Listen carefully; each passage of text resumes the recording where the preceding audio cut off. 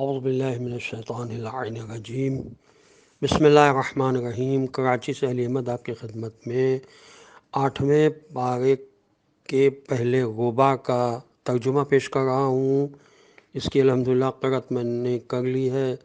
اب یہ ترجمہ پیش کر رہا ہوں تاکہ مومنین قرآن مجید سامنے رکھ کر 8ویں پارے کی ابتدا سے پہلے غبا تک ترجمہ دیکھیں، آیتوں پر نظر رکھیں اور دیکھیں کہ اس کا کیا ترجمہ ہے۔ بسم اللہ الرحمن الرحیم۔ اور اگر ہم ان کی طرف ملائکہ نازل بھی کر دیں اور ان سے مرد کلام بھی کر لیں اور ان کے سامنے تمام چیزوں کو جمع بھی کر دیں تو بھی یہ ایمان نہ لائیں گے مگر یہ کہ خدا ہی چاہ لے، لیکن ان کی اکثریت جہالت ہی سے کام لیتی ہے۔ اور اسی طرح ہم نے ہر نبی کے لیے جنات و انسان کے شیاطین کو ان کا دشمن قرار دے دیا ہے۔ یہ آپس میں ایک دوسرے کی طرف دھوکہ دینے کے لیے محمل باتوں کے اشارے کرتے ہیں، اور اگر خدا چاہ لیتا تو یہ ایسا نہ کر سکتے، لہٰذا اب آپ انہیں ان کے افتراء کے حال پر چھوڑ دیں۔ اور یہ اس لیے کرتے ہیں کہ جن لوگوں کا ایمان آخرت پر نہیں ہے ان کے دل ان کی طرف مائل ہو جائیں اور وہ اسے پسند کر لیں اور پھر خود بھی انہی کی طرح افتراء پردازی کرنے لگے۔ کیا میں خدا کے علاوہ کوئی حکم تلاش کروں جبکہ وہی وہ ہے جس نے تمہاری طرف مفصل کتاب نازل کی ہے؟ اور جن لوگوں کو ہم نے کتاب دی ہے انہیں معلوم ہے کہ یہ قرآن ان کے پروردگار کی طرف سے حق کے ساتھ نازل ہوا، لہذا ہرگز آپ شک کرنے والوں میں شامل نہ ہوں۔ اور آپ کے رب کا کلمہ قرآن صداقت اور عدالت کے اعتبار سے بالکل مکمل ہے، اس کا کوئی تبدیل کرنے والا نہیں ہے، اور وہ سننے والا بھی ہے اور جاننے والا بھی ہے۔ اور اگر آپ زمین کی اکثریت کا اتباع کر لیں گے تو یہ راہ خدا سے بہکا دیں گے۔ یہ صرف گمان کا اتباع کرتے ہیں اور صرف اندازوں سے کام لیتے ہیں۔ آپ کے پروردگار کو خوب معلوم ہے کہ کون اس کے راستے سے بہکنے والا ہے اور کون ہدایت حاصل کرنے والا ہے، لہذا تم لوگ صرف اس جانور کا گوشت کھاؤ جس پر خدا کا نام لیا گیا ہو، اگر تمہارا ایمان اس کی آیتوں پر ہے۔ اور تمہیں کیا ہو گیا ہے کہ تم وہ نہیں کھاتے ہو جس پر نام خدا لیا گیا ہے، جبکہ اس نے جن چیزوں کو حرام کیا ہے انہیں تفصیل سے بیان کر دیا ہے، مگر یہ کہ تم مجبور ہو جاؤ تو اور بات ہے۔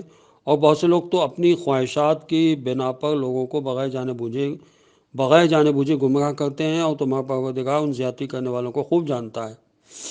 اور تم لوگ ظاہری و باطنی تمام گناہوں کو چھوڑ دو کہ جو لوگ گناہ کا ارتکاب کرتے ہیں عنقریب انہیں ان کے اعمال کا بدلہ دیا جائے گا۔ اور دیکھو جس پر نام خدا نہ لیا گیا ہو اسے نہ کھانا کہ یہ فسق ہے۔ اور شیاطین تو اپنے والوں کی طرف خفیہ اشارے کرتے ہی رہتے ہیں تاکہ یہ لوگ تم سے جھگڑا کریں، اور اگر تم لوگوں نے ان کی اطاعت کر لی تو تمہارا شمار بھی مشرکین میں ہو جائے گا۔ کیا جو شخص مردہ تھا پھر ہم نے اسے زندہ کیا اور اس کے لیے ایک نور قرار دیا جس کے سہارے وہ لوگوں کے درمیان چلتا ہے، اس کی مثال اس کی جیسی ہوتی ہے جو تاریکیوں میں ہو اور اس سے نکل بھی نہ سکتا ہو۔ اسی طرح کفار کے لیے ان کے اعمال کو آراستہ کر دیا گیا ہے، اور اسی طرح ہم نے ہر قریہ میں بڑے بڑے مجرمین کو موقع دیا ہے کہ وہ مکاری کریں، اور ان کے مکاری کا اثر خود ان کے علاوہ اور کسی پر نہیں ہوتا ہے، لیکن انہیں اس کا بھی شعور نہیں ہے۔ اور جب ان کے پاس کوئی نشانی آتی ہے تو کہتے ہیں کہ ہم اس وقت تک ایمان نہ لائیں گے جب تک ہمیں بھی ویسی ہی وحی نہ دی جائے جیسی رسولوں کو دی گئی ہے، جبکہ اللہ بہتر جانتا ہے کہ اپنے رسالت کو کہاں رکھے۔ اور عنقریب مجرمین کو ان کے جرم کی پاداش میں خدا کے یہاں ذلت اور شدید ترین عذاب کا سامنا کرنا ہوگا۔ پس خدا جسے ہدایت دینا چاہتا ہے اس کے سینے کو اسلام کے لیے کشادہ کر دیتا ہے، اور جس کو گمراہی میں چھوڑنا چاہتا ہے اس کے سینے کو ایسا تنگ اور دشوار گزار بنا دیتا ہے جیسے آسمان کی طرف بلند ہو رہا ہو۔ وہ اسی طرح بے ایمانوں پر ان کی کثافت کو مسلط کر دیتا ہے۔